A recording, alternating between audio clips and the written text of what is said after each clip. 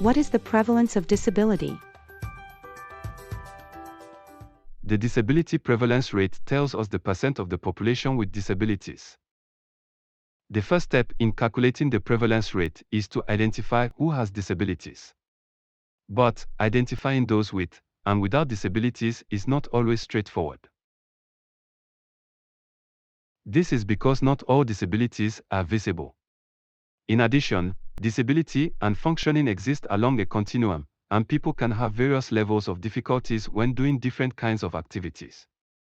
As a result, there is not one single population with disabilities, but many. The population with disabilities is identified by picking a cutoff point on the functioning continuum.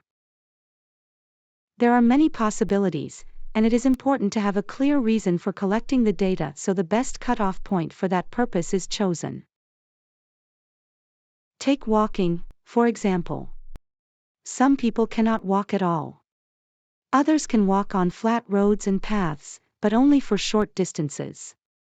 Some can walk for long distances, and some people can run marathons. The cutoff point selected on the walking continuum depends on the reason why we need to know people's level of functioning. The Washington Group has developed standard question sets that take a functional approach which measures the range of difficulties people have when doing basic activities. Using these standard questions will improve disability identification in surveys and censuses. For example, the Washington Group short set records the level of difficulty in doing 6 basic activities: seeing, hearing, walking, self-care, cognition, and communication.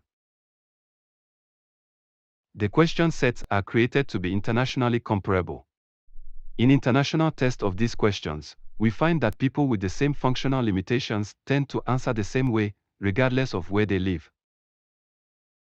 The Washington Group recommends that an answer of a lot of difficulty or cannot do at all to any of the 6 questions be used as the cutoff for identifying the population with disabilities. This cutoff is both cross-nationally comparable and policy relevant. These are the people at most risk of exclusion because of barriers in the environment. But, the Washington Group question sets do allow for various other cutoff points to be used depending on the needs of the data collection. These range from least restrictive, which is determined by those with some difficulty in one or more functional domains, to more restrictive, which includes those who cannot do at least one of the activities at all. Prevalence rates can vary from country to country for many reasons, even if the same methods are used. For example, disability is associated with age, and some countries have very young or much older populations. But, for data to be comparable, it is essential that the same methods and the same cut points be used. Using the Washington Group methodology will provide more transparent indicators, which can then be used for international comparison of disability prevalence, as well as for SDG disaggregation. And having transparent indicators like this is important so that policymakers can refer to them when designing policies and programs. For more information on the Washington Group on disability statistics, visit the website at washingtongroup-disability.com.